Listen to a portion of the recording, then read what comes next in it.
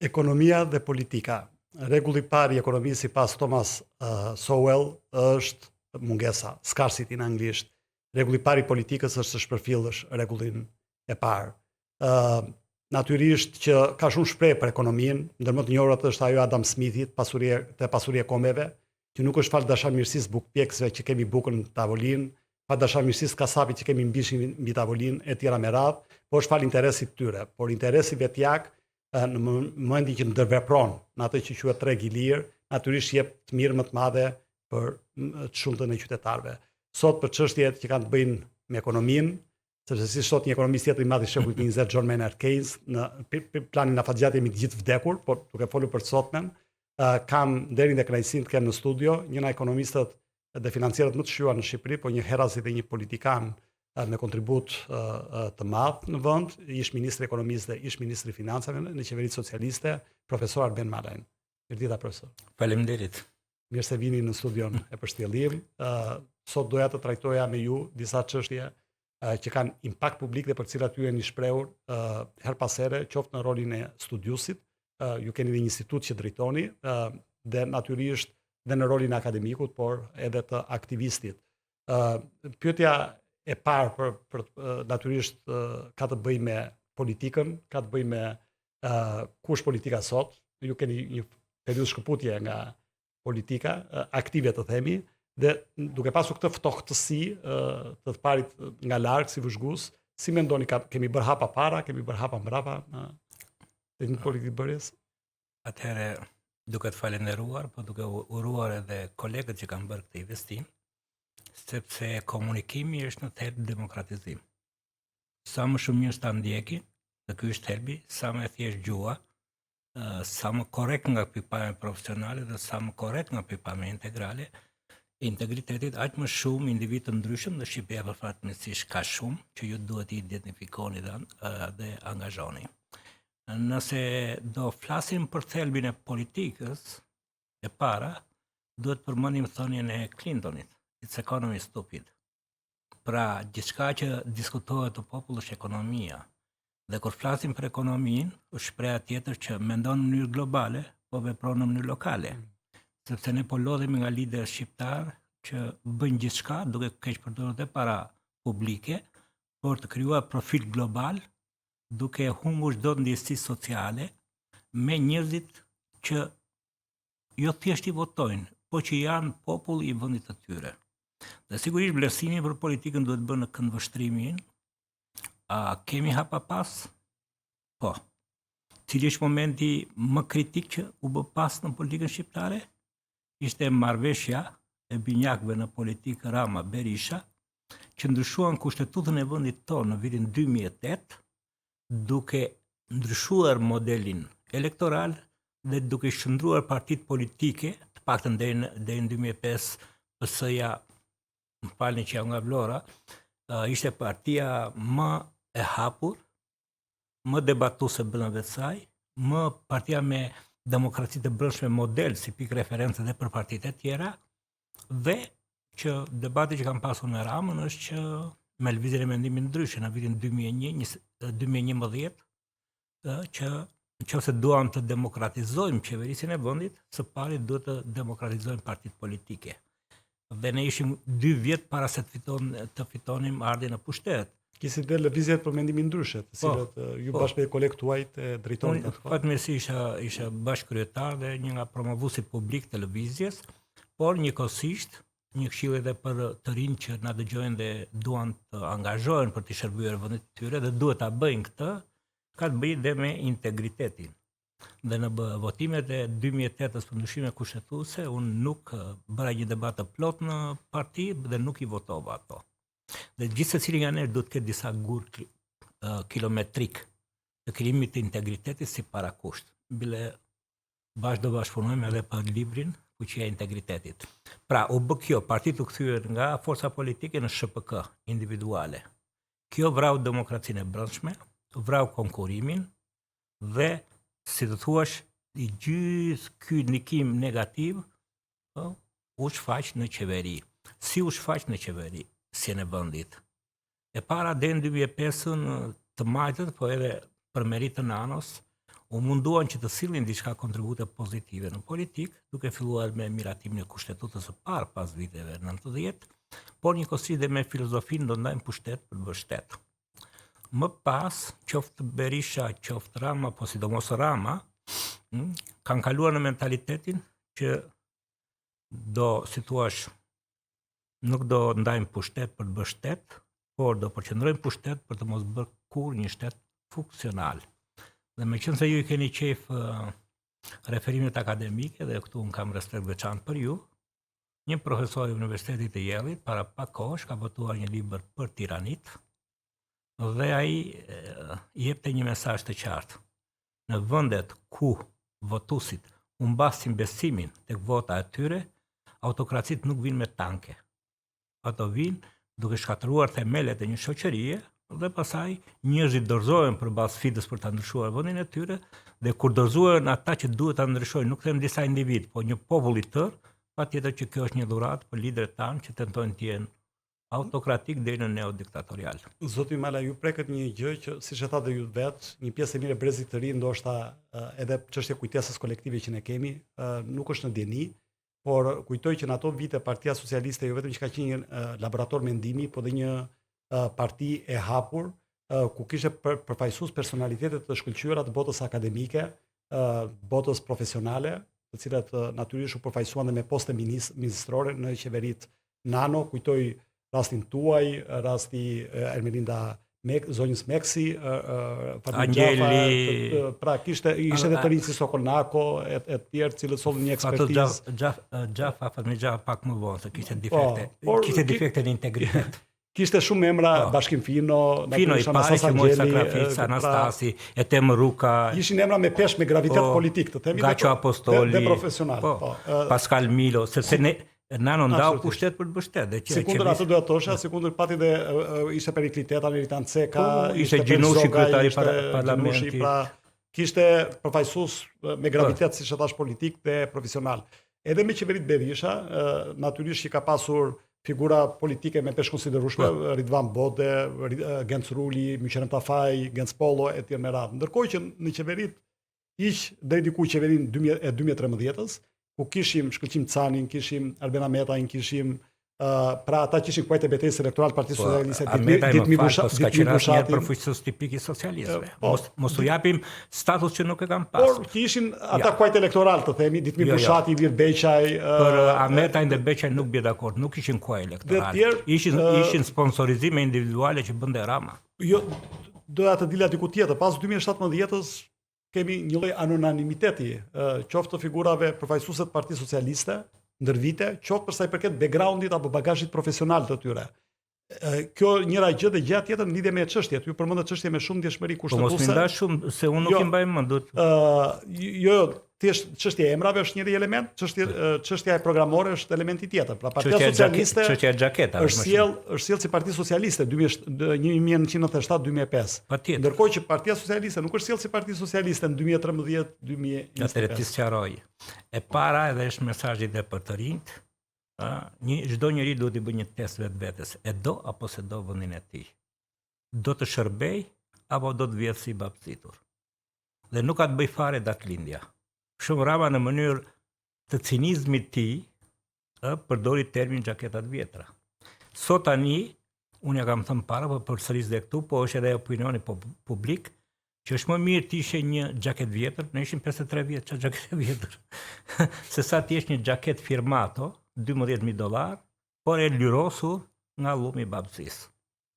Pra ta duan vendin e tyre dhe të mos bjem pre, si të thuash, e përbindshme të brendshme, që janë egua për pushtet, egua për pasurim të shpejt, egua për seks, i dim nga Freudi, apo jo? Cilat janë brenda organizmit të çdo njeriu? Idi, por është lufta. Kush e fiton luftën me këto? Është një luftë e ashtush. E dyta, lidhur me Rama që në fillim përdori për shkak të panjohurive dhe një njeri që i pa ditur, çdo gjë që i propozohet i duket si diçka e mrekullueshme. Dhe Rama duke parë se në atë kohë, ju e dini shumë mirë që ishte debati për rrugën e tretë, desh ta kopjonte atë, por filloi ta kopjonte kur ai që shpiku tha që ka vdekur. Ju e dini rrugën historike. Dhe tha as i majt as i djathtë. Në rregull? Dhe është për tu habitur, unë kam shkruar që një kryeministër që thotë kanë fituar 3 mandate nga socialistët dhe me shumë deri 83 mandate, të shkojnë në një shtet fqin që unë kam një të veçantë për Italinë, të mbledh biznesin italian dhe të thotë atyre sy për sy, hajde në Shqipëri, se në Shqipëri nuk ka sindikata dhe Bangladeshët në Shqipëri nuk do bëjnë dot sindikata. Kjo është tipike dhe ju dini që një nga ndarjet e kryesore të djadhve që kanë idhur Adam Smith dhe ju referuat veprën e tij në të vitit 1970 1776. Edhe filozofi moralit. Po ai bëhet edhe element moral dhe tu deklaroj që hajdeni se s'ka sindikata. Pra hajdeni dhe përdorni popullin e vendit tim si sklever. Kjo është e tmerrshme. Dhe këtu sindikatat më shumë bjetojnë për të marrë një lek nga buxheti i shtetit se sa tjerë një fort, sepse ishte pikërisht Thatcheri në bashkëpunim me Reaganin, ata që vunë në themel të filozofisë së tyre shpërbërjen e sindikatave. Po zoti Rama ka këshilltar Tony Blairin. Dhe jo tani Tony Blairi ka profilin e tij publik tashmë si këshilltar, ndërsa si politikan, ju e dini shumë mirë, edhe pse vajti deri tek mandati i tretë dhe nuk e mbajti marrëdhënien me Gordon Brown, që është një nga mendet e ndritura sot në financat ndërkombëtare, qeverisi me qeverinë e kuzhinës, këtë model që ka marrë Rama. Pra, ai nuk do t'ja di, ai nuk konsultohet me ministrin e arsimit për arsimin, nuk konsultohet me ministrin e financave për financën. Ai ka një grup këshilltarësh të mirë paguar nga ai në gjitha mënyrat e mundshme dhe qeveris vetëm me ata. Edhe nuk e di nëse përfshin në një ministra, se Tony Blair, për shembull, këtë Peter Mendelsohn e ka pas në kabinet dhe ka pas një nga ministra më influencues. Ka pas vëllezërit Miliband. Miliband ata u përçan. Njëri me Tonin, tjetri me Gordon Brown. Kështu që dhe me forta që ky thotë që po jo Blairi është një model në politikë. Ka një Gordon Brown zoti Rama? Si ja, se besoj. Ndoshta zonja Ballukupç. Jo, u mundua të ishte Hausman, por dhe ai ka probleme tani pas skandaleve që ka ndodhur në Amerikë dhe pas skandalit që ka ndodhur në Shqipëri. Nuk ka lidhje me skandalin e Spain, po me skandalin që ka ndodhur në Shqipëri, ku është në hetim ndarja parave për një projekt të bërë nga qendra që ai drejton në Universitetin e Harvardit, fatmirësisht kanë për një vit atje në leadership, dhe probleme që kanë lidhur këtu. Ajo që unë duhet të theksoj në këtë diskutim është e vërtet që është ngushtuar distanca ideologjike. Ka rënë ato si thuash, për shembull prapë me Gordon Brown duhet të ta them edhe Blairin, ata e di pse u quajtën laboristë të rinj, sepse në statutin e Partisë Laboriste ekzistonte akoma koncepti i shtetëzimit. Dhe kur këta e hoqën nga statuti, dhe kjo është vërejtje edhe për juve, profesorët e shkenca politike i bën memo dhe thanë mos e hiqni, sepse kur ndodhi kriza 2008-s e bankave, Gordon Brown krijoi modelin e menaxhimit të krizës së bankave në Britaninë e Madhe, po dhe tër botën, që kur nis një flak e protest depozituesve, nuk ka siguri më të madhe se sa shteti. Dhe shteti e shtetëzon, ulen tensionet sociale dhe pastaj e rishet. Kështu që gjërat nuk janë kaq spontane. Në aspektin e si thuash thelbit të rilindjes, që nuk ka lidhje me thelbin e PS-së dhe ju e vlerësuat, unë mendoj që Rama, duke mos kuptuar gjë, edhe duke qenë se i ka shumë të dopta, bile unë shpeshherë kam thënë dhe nanos në një debat, që ai nuk ka asnjë qelisë shtetëformuese. Mbani mend spatën që mori? Ai tregoi që unë do të drejtoj me spatë. Dhe në këtë aspekt, ndoshta librin e Machiavellit, Princip, mund ta ketë konspektuar edhe nga një në rreshta, që vetëm këto rreshta lexo, por thelbi i dallimit midis leadershipit machiavellist dhe atij që është sot është i madh. Machiavelli thoshte më mirë të më kenë frikë se sa të më duan. Dhe gjithë qeverisja e Ramës është në këtë model. Ndërsa liderat sot, në gjithë materialet që unë lexoj në leadership, se kam kohë të mjaftueshme, thonë janë të suksesshëm, janë produktiv, janë të dobishëm ata lidera që udhëheqin me motivin më mirë të më duan se sa të më kemë frikë. Zoti Malaj, duke parë bilancin e këtyre 13 viteve, duke ndjekur vetë zotin Rama, Ministrin e Financave dhe të tjerë, në deklaratat e tyre publike i referohem, ata kanë thënë shpeshherë që ne i kemi mbajtur premtimet tona. Pra ata në 2013 kujtoj që ata taksimi drejt, 300.000 vende pune, shëndetësia falas. Këto ishin premtime kyçe dhe sot ata bëjnë një bilanc dhe thonë që ne kemi ulur borxhin nga 74% e kemi qenë në 54%. Ne kemi reduktuar deficitin për 12 vite buxhetar. Po, bëjnë këtë bilanc. Kemi ulur papunësinë. Pra në gjithë parametrat makrofiskal, ata thonë që ne kemi arritur rezultate në përputhje me zotimet tona të hershme dhe kemi ngushtuar hendekun fiskal. Por në fakt që në mandatin e parë të saj është taksuar puna dhe profesionistët shumë më tepër se sa kapitali, ndërkohë që kapitali i ul nga 15% në 8% dividend. 8%. E para, ne themi për statistikat që kanë disa thuash veti.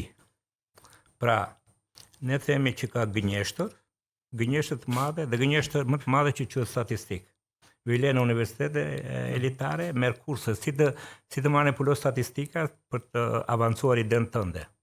E dyta dhe më e rëndësishme që përputhet me Shqipërinë është që statistikat janë për politikanët si deu që kap shtyllën vetëm për të mbajtur.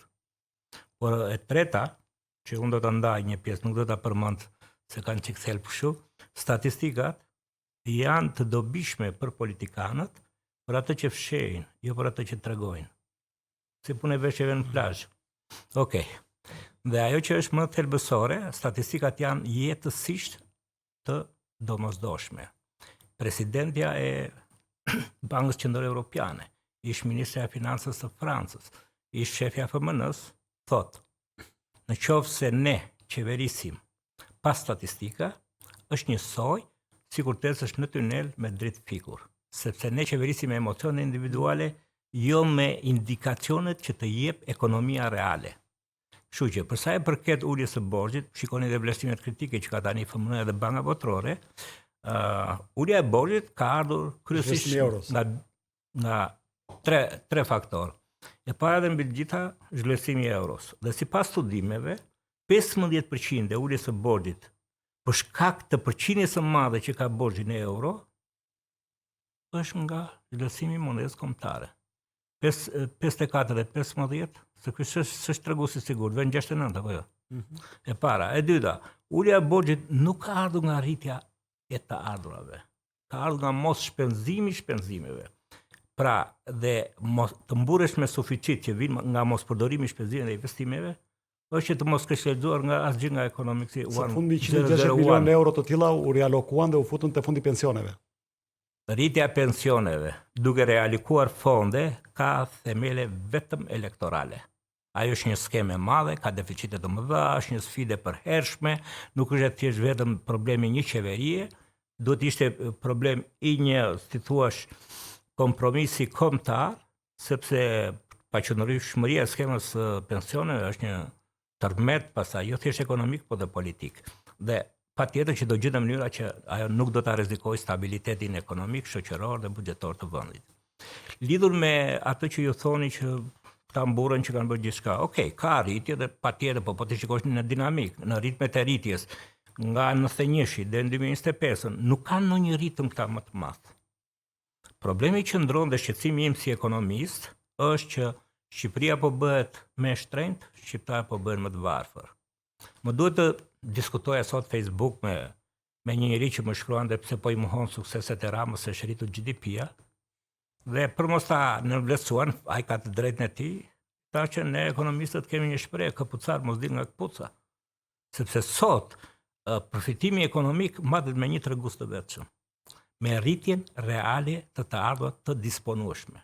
Pra, me rritjen e të ardhurave që personat kanë në xhep tyre, me të cilët mund ta blejnë më lehtë një shtëpi, mund të përmirësojnë më mirë kushtet familjare, mund të mbështesin fëmijët e tyre për mirë arsimim, po mund të bëjnë dhe një menaxhim më të qetë të moshës së tretë. A janë shqiptarët sot më mirë apo më keq se 13 vjet më parë? Unë besoj që nga ajo që shikojmë ne, nga impakti që ka sjellë ekonomia informale dhe sidomos paraja kriminale në ekonomi, edhe sipas studimeve të bankave të ndryshme, po marr elementin bazik, sepse ju e dini që është piramida e nevojave, dhe është strehimi.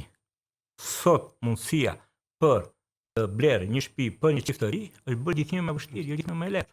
Në qoftë se një studios siç është Ilir Cigo tregon me analizë konkrete se ushqimet bazike në Shqipëri, që është elementi i dytë i bazës së piramidës nevojave, janë 2 herë më të larta se në Itali. Kjo do të thotë E treta, ka një studim nga politologët që në qoftë se ti nuk i krijon popullit tënd nevojat më imediate, prandaj thonë emigrantë shqiptar, ne rrim atje se pak të drita ujë dhe ushqim kemi, atëherë çdo arritje tjetër që ti mburresh është e pavlerësueshme në momentin që nuk e përmirësuar bazën jetike të nevojave të njeriu. Por nga ana tjetër, zoti Malaj, qeveria duket se po bën disa përpjekje, kujtoj këtu rritjen e pagës minimale, disa rritjen e pagës mesatare duke referuar pagave në administratën publike, në mënyrë që të adresoj deri diku shtrenjtinë e sosietesës dhe të frenoj migrimin. A janë këto masat mjaftueshme dhe mjaftueshëm socialiste? Nuk është e puna thjesht dhe vetëm socialiste ose e të djathtas, sepse duhet ta shikojmë vendin ton pak me më shumë dashamirësi. Jo, për mbrojtjen sociale flas. Po, pikërisht për mbrojtjen sociale. Është bërë një debat në Amerikë, ku ishte presidenti Obama, për qeveri të madhe, qeveri të vogël apo qeveri efektive. Dhe ky debat tani nuk është më i madh apo i vogël, por është efektiv apo jo. Sepse ka një rregulltar të menaxhimin e financave që duhet të jetë edhe për financat private dhe për financat e biznesit, por edhe sidomos për buxhetin ku përdoren taksat e shqiptarëve, që me më pak para të marrësh më shumë përfitime.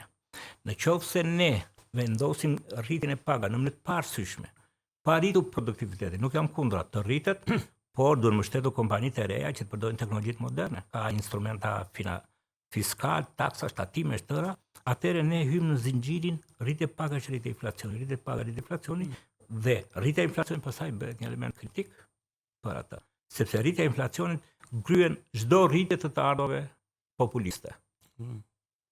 Një pyetje tjetër që ka të bëjë me atë reformën territoriale administrative të 2014-s, sot palët politike janë duke rikonsideruar sepse asnjë nga ato parametra për cilat u krye ajo reformë, siç ishte rritja e efektshmërisë të bashkive, u shkurtuan nga 368 mos gaboj në 60.000 bashki. Rritja e efektivitetit, ulja e numrit të administratës publike në fakt është shtuar. Kemi 30.000, 35.000 më shumë se sa në 2014 që punojnë në administratën lokale të paktën. Mendoni se është cila është metoda efektive bazuar në atë që ju thatë për rritjen e efektivitetit? Shiko, për fat të mirë, unë jam ndjerë më shumë i respektuar nga të huajt sesa nga politikanët e rilindjes, dhe shpeshherë kemi pas edhe takime informale, drek apo dark pune, dhe kur u bë ndryshimi i parë, Instituti Demokratik Amerikan, që është një institut me kapacitete të jashtëzakonshme dhe i financuar nga Kongresi, solli këtu si ekspert ish kandidatin për presidentin e Amerikës nga Partia Demokratike, profesor në Universitetin e Yale-it, dhe që kishte qenë Howard Dean, dhe që kishte qenë guvernator, dhe i cili, po të krahasojmë me politikën shqiptare që t'i bashkojmë gjërat, e humbi gjithë karrierën e tij politike, ishte në sondazh vetëm për një të uluritur. E ke parasysh, edhe është në videot. Kandidat mjaft simpatik. Shumë simpatik, shumë njëri i mirë me kredibilitet të lartë, por atje nuk nxite kur i nga politika, shkojnë direkt e qaqe akademike. Se ti investosh për qenë politikan, do të investosh edhe për qenë mirë arsimuar. Dhe vrim këtu, dhe patëm një diskutim me ekspertët e NDI-t, dhe unë i thash për mua, duke njohur edhe realisht problematikën e vendit tim, shkurtimi i numrit të bashkive do të ketë vetëm pasoja negative. Dhe një nga kolegët e NDI-t mbronte idenë jo është racionale, janë këta indikatorë, janë këtu. I thash, shikoj thash, unë kam qenë politikan, po nëse unë do isha kryetari i bashkisë së një qyteti, po më mirë bëja një lulishte për 3 pallate, ku janë 300 veta, se sa të bëj rrugë për zona ku janë 30 veta. Kështu që do bie, jo do zgjidhen problemet. E para, janë larguar shërbimet e qytetarët. Është larguar qeverisja. Për shembull, ne bëjmë debat tani për diellën. Okej. Është mirë, por un kam marrë një mësim në leadership që përpara se të vraposh duhet të mësosh të ecësh. Pra, u ngrit një e-government pa patur cyber security, duke qenë të ekspozuar edhe ndaj vendeve armiqësore. Iku kjo. E dyta, kam shkruar tani, absolutizohet shërbimi online. Bëhet edhe banka, po bankat e mbajnë një sportel. Kompanitë ajrore tallen. Të bën bileta 30 euro, thotë pse se bëre atë check-in online të merr 48 euro. Merr një valizhe dorë edhe një 20, okay, do paguash një dorë mbi biletën, thotë bën 70 euro. Po si shkohet një minutë, dhe po krijohen invalidët digital. Dhe po rritet, si të thuash, pabarazia digjitale. Në këtë aspekt, Qëse do të kisha mundësi, se këta s'dëgjojnë, se këtyre u ashkon, më nuk dëgjojnë. Okej, a i mbyllëm ne 300 komuna? Kanë pas zyra ato? Kanë pas personel? Po pse mos ta çojmë qeverisin atje në nëmjet e-government, që të ketë 3 veta, që ai fshatari shkret, fermeri shkret, ai qytetari i paditur, sepse tani testet ndërkombëtare janë që 8% e shqiptare janë pa updateuar me të reat online. Ti shërbej atje, te dera e shtëpisë. Po si shpjegohet ky handicap, zoti Malaj, ose më saktë ky paradoks? Nga njëra anë ne po shkojmë drejt informatizmit, dhe zoti Rama thot do zhduket e para fizike, thot 2028-ën, dhe nga ana tjetër nuk e ka për euro. Dhe nga ana tjetër ne kemi pikërisht të që ju thoni. Po, kam shkruar shkrimun për këtë. Pra kemi një hendek këtu të Shiko, qeverisja e Ramës është qeverisje me emocion dhe më pushtet. Jo, po shto numrin e personelit në ana tjetër. Ndërkohë që duhet ishte kundërta, duhet të redukojë. Patjetër, dhe në të gjitha studimet që janë bërë për efikshmërinë e inteligjencës artificiale, sipas llojit të punës së thjeshtë të nivelit të parë, entry, do të reduktohen 40 deri në 60%. Por ekspertët thonë, kjo nuk do të thotë shkurtim punojësish. Rikualifikim. Dhe luftën me inteligjencën artificiale e humbet vetëm ai që se përdor. Por unë kam qenë që në hapat e para kur hodhën dhe e-government, ka qenë Ameta, unë nuk vada të Rama me ekspertin që edhe nga Gjorgjia, e të sola unë ndërmjet qendrëstime që tani e kam mbyllur se s'kam asnjë financim, dhe ai që atësoi Ameta në institutim, por e keni marrë me shumë vrap, tha, sepse shërbimi online nuk është ajo, si thua, dritarja ku shkon ti dhe zyra, është back office. I keni ju këto dhëna të disponueshme dhe i tha që është proces, afatgjatë. Por atë që ta bëni, po premtuat për shembull një shërbim, duhet ta keni back office 100%.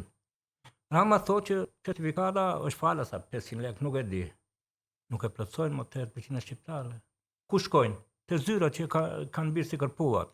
Pra, ti më thua e ke shërbimin falas, e ke nëse kom, por unë duhet të pagoj një tarif 10 herë më të madhe. E njëjta gjë me dokumentat e pensionit, e njëjta gjë me gjobat, e njëjta gjë me konflikte të ndryshme. Pra, e bëri Estonia, por e bëri pasi, si thuash, e edukoi popullin e saj të gjithë. Meqense ne nuk e kemi këtë avantazh si Estonia, edhe themi hajde ta bëjmë Shqipërinë cashless, atëherë të paktën duhet të rikthehemi dhe të mos na vijë turp që të krijojmë hub ekspertësh në qendrat administrative që t'i shërbejmë pjesës së ditur të shqiptarëve.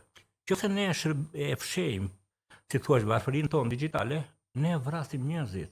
Me që përmendet rastin e Estonisë, zoti Marrë, dhe ju natyrisht jeni një profesor dhe jeni i lidhur dhe me akademinë dhe natyrisht me kurrikulat shkollore të tjera. Rasti i Estonisë ishte që ata ndërmonin një reformë revolucionare në arsim, pikë së pari me atë quajtur Tiger Leap, dhe që bëri që të pozicionoheshin jashtëzakonisht mirë të parët në Europë, testet e PISA-s, dhe pastaj quanden në ekonomi startupi si Skype apo si Bolti, ndërkohë që Shqipëria ku është me arsimin sot? Shiko, në gjithë lufta që bëhet sot, është lufta për të talentuarit. Dhe të talentuarit duhen në gjitha degët e shoqërisë, që nga psikologjia, që nga filozofia, që nga ekonomia, gjitha punët sociale, por bërthama që të ndihmon të avancosh në aplikimin e të rejave në një ekonomi e-government apo artificial intelligence, janë grupi studentëve që diplomohen në atë që quhet STEM. Science, Technology, Engineering and Math. Matematikë.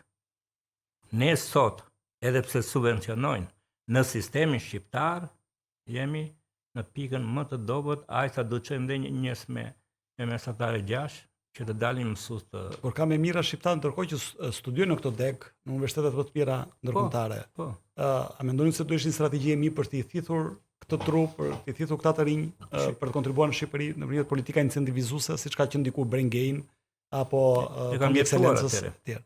Shiko, e para dhe mbi të gjitha është që qeverisja është personalizuar. E dyta, bashkë me një studente të talentuar shqiptare, Juna Barjaba, në këto debatet për diasporën, për mos qenë thjesht vetëm prezantues në media, ne shkruam një shkrim edhe hodhëm një ide, cilën qeveria si duket nuk e pëlqente, por dhe diaspora duket e lodhur nga dështimet me Shqipërinë. Pra ju jeni akademik, unë jam profesor, ne hodhëm iden jo konferencat të kushtueshme, jo lëvizjet madhe të njerëzve para që ikin kohët, por konceptin e mentorship one by one. Çdo thotë kjo. Ne kemi shqiptarë të talentuar dhe pjesa atyre që unë kam takuar janë dashamirës, pavarësisht binjes politike, e duan me shpirt Shqipërinë. Atëherë, nëse janë 20.000, nuk e di, ka bërë një studim me kolegu jonë shumë i mirë, i fokusuar në këto prioritete, Ilir Gërdeshi.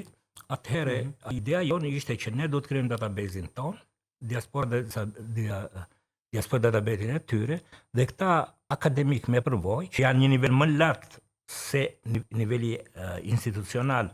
Pra, kemi me master atje, kemi profesori asociuar, profesor, dhe këta janë për shumë me master, edhe duan të ecin rrugë të mësipë.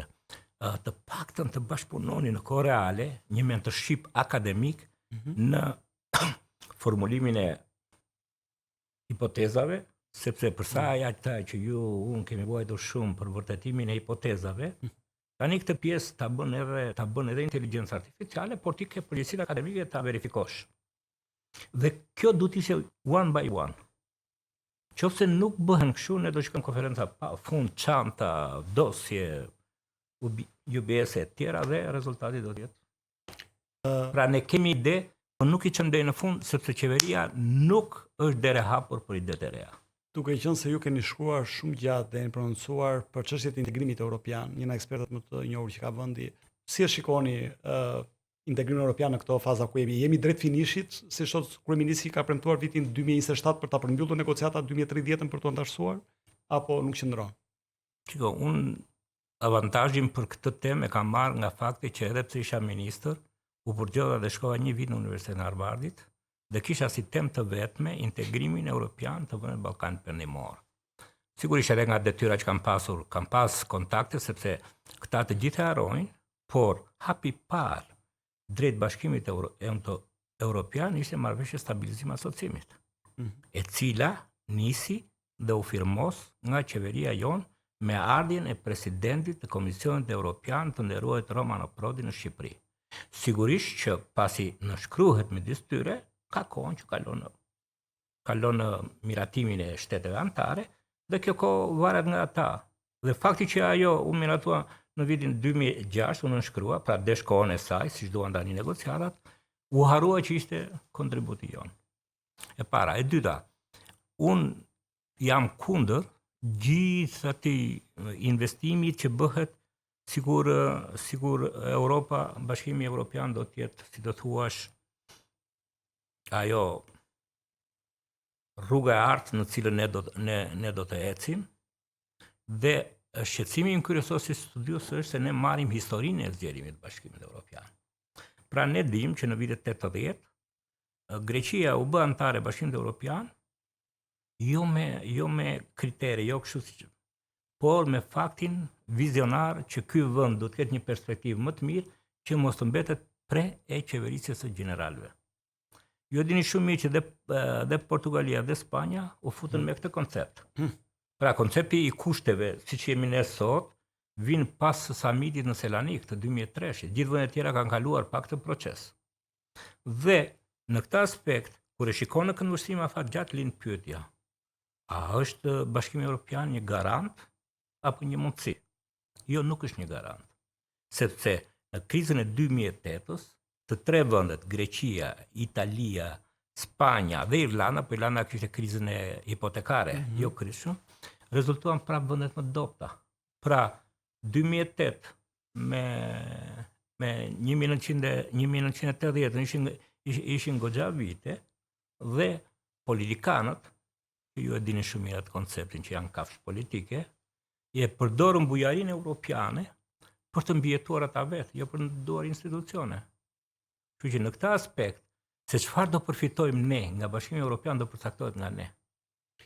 Dhe me qenë se kanë dështime, ju ndini edhe debatin që u bë me Rumaninë dhe Bullgarinë, që u nda në grup, një grup brenda Bashkimit Evropian që ishte më vizionar, tha t'i fusin brenda, një grup konservator ishte për checklist.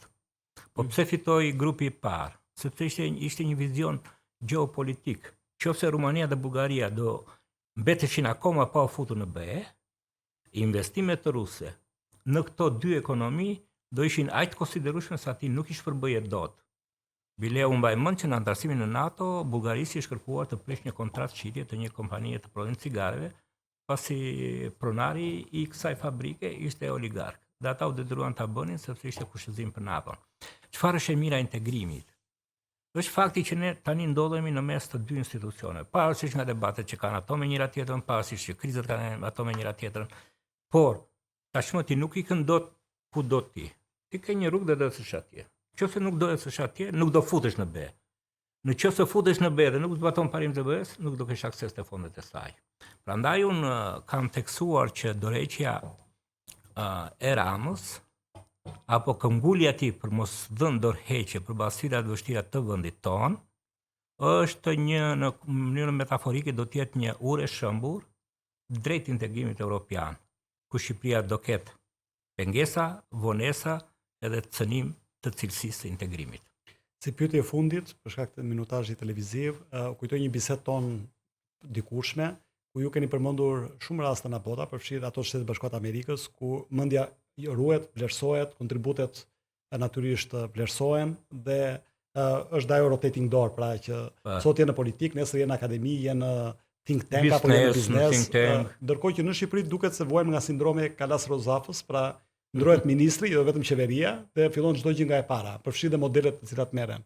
A mendoni se kush mund të jetë receta magjike apo Deus ex machina që të frenohet kjo? Nuk ka recetë magjike, por do ketë recetë të detyrueshme. Sepse ne që në 2005, edhe pse kishim shumë probleme, por kishim presion nga Bashkimi Evropian, miratuam një ligj për administratën publike që debatin qeveri ishte po mirë si do u japim ne mandat doganjerëve dhe tatimorëve dhe të tjerëve që akuzojnë që janë korruptuar. Mirë, po ky koncept nuk ekzistonte në të drejtën europiane. Gjë e fajtor pushoje, po ti s'mund ta pushosh thjesht se ai është një parti tjetër. Mbrojtja që duhet të jetë më fort dhe duhet edhe në legjislacion. E dyta që ka të bëjë me faktin, duhet të ndryshojë mentalitet. Edhe ne edhe popullsia e vendit tonë, po sidomos leadershipi. Nuk ka për të bërë kur Shqipëria në qoftë se kur është PS-ja në pushtet, gjithë të mirët janë në të majtën dhe kur është PD-ja dhe gjithë këshillët janë në të djatën dhe kur është PD-ja në sjelltas.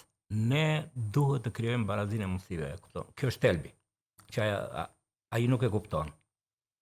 Ku ka liri, ka zhvillim. Ku ka barazinë mundësish, ka zhvillim. Ku ka nepotizëm, korrupsion, kapje shteti, është shkatërim. I karrierës ti politike, por për fat keq dhe shqiptarëve. Faleminderit profesor.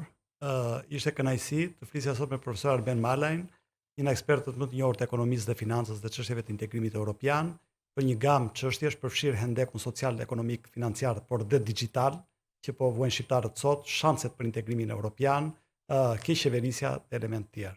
Faleminderit dhe miru takofshim puntatën e radhës.